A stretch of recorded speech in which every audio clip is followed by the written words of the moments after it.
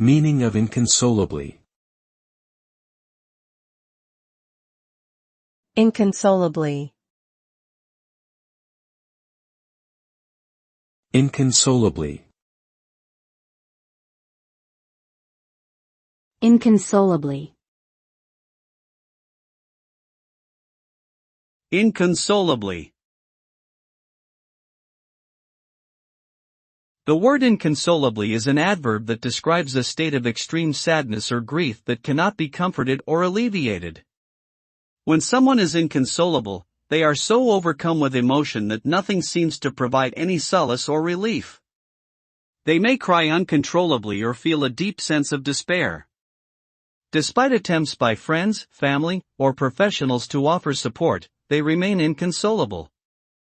This can be a very difficult and painful experience for the individual and those around them, causing feelings of helplessness and frustration. Ultimately, it is important to offer empathy and understanding to those who are in this state.